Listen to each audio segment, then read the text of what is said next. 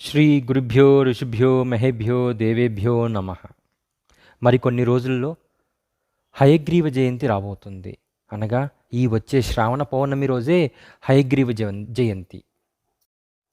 మనం ముందుగా హయగ్రీవ స్వామి ఆవిర్భావం ఎలా జరిగింది, ఆయన మనకు ఏమేమి వరాలు ఇవ్వగలుగుతారు అనే విషయాలు క్లుప్తంగా తెలుసుకుందాం.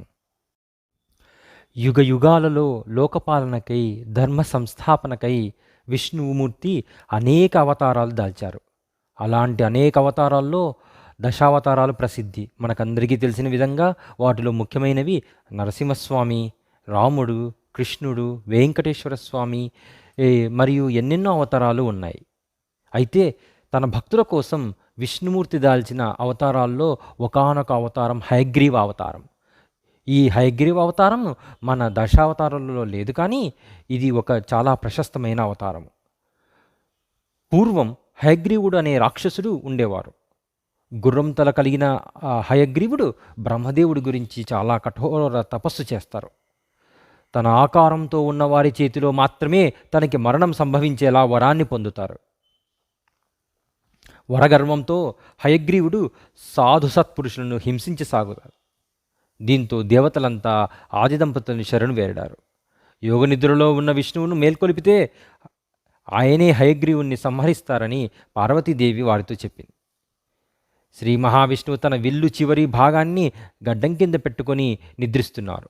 ఆయన మేల్కొల్పడం కోసం శివుడు చెడపురుగుగా మారి వింటి తాడును తెంపాడు. వింటి తాడు తెగిన కారణంగా విల్లు పైకి ఎగదన్నేయడంతో శ్రీ మహావిష్ణువు తల వేరైపోయింది. ఆయన ఉద్దేశాన్ని అర్థం చేసుకున్న ఆది దంపతులు గుర్రం తలను తెప్పించి శ్రీ మహావిష్ణువు దేహానికి అమర్చారు. అమ్మవారితో సహా దేవాది దేవతలు తమ జ్ఞానాన్ని, శక్తి సామర్థ్యాలను గుర్రం తల గల శ్రీ మహావిష్ణువుకు ధారపోశారు. ఈ కారణంగానే హయగ్రీవ స్వామి విద్యలకు అధిపతిగా, జ్ఞాన ప్రదాతగా పూజలు అందుకుంటున్నారు. తన అవతార కార్యాన్ని నెరవేర్చిన స్వామి లక్ష్మీ సమేతుడై దేవతలకు దర్శనమిచ్చారు. స్వామివారు ఈ అవతారాన్ని ధరించిన రోజు శ్రావణ పౌర్ణమి, అనగా మరికొద్ది రోజులు రాబోయే శ్రావణ పూర్ణిమ రోజు.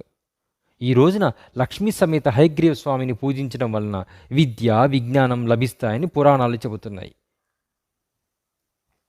హయగ్రీవ స్వామి విద్యార్థులకు జ్ఞానప్రదాత. హయగ్రీవుడనే అసురుడిని సంహరించిన స్వామి వేదాలను కాపాడుతారు.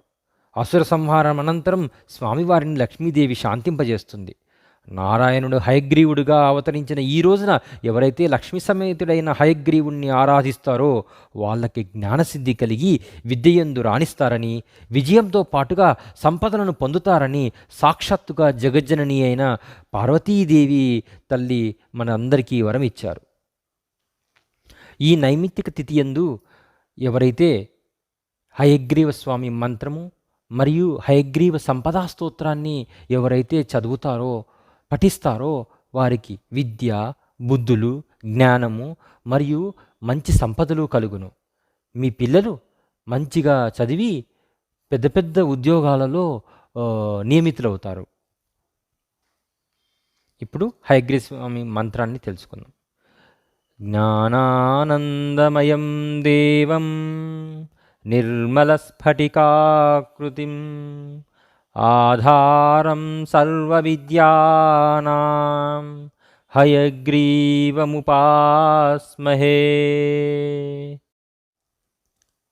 జ్ఞానం, ఆనందం మూర్తీభవించిన దైవస్వరూపం హయగ్రీవుడు. నిర్మలమైన స్ఫటికాకృతి కలిగి సర్వవిద్యలకు ఆధారభూతమైన విద్యాధిదేవత హయగ్రీవునకు నమస్కారం.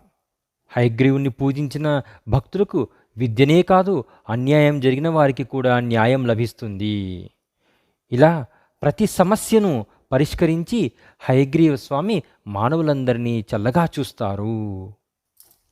హయగ్రీవ స్వామి యొక్క ప్రస్తావన అష్టాదశ పురాణాలలో, చాలా పురాణాలలో ఉన్నది. అలా దేవి పురాణం, స్కాంద పురాణం, శ్రీమద్ భాగవతం పాటు ఆగమశాస్త్రాల్లో కూడా హయగ్రీవ స్వామి యొక్క ప్రస్తావన ఉంది. వేద విద్యాభ్యాసాన్ని కూడా హయగ్రీవ జయంతి నాడే ప్రారంభిస్తారు.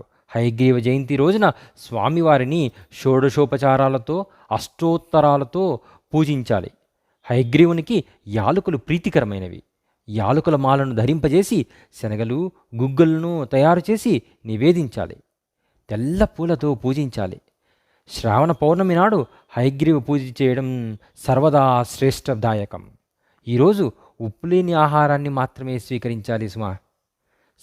సరస్వతీదేవి, వేదవ్యాసుడు హయగ్రీవుని నుండి విద్యాశక్తిని సముపార్జించారని హయగ్రీవ స్తోత్రంలో దేశికాచార్యులు పేర్కొన్నారు.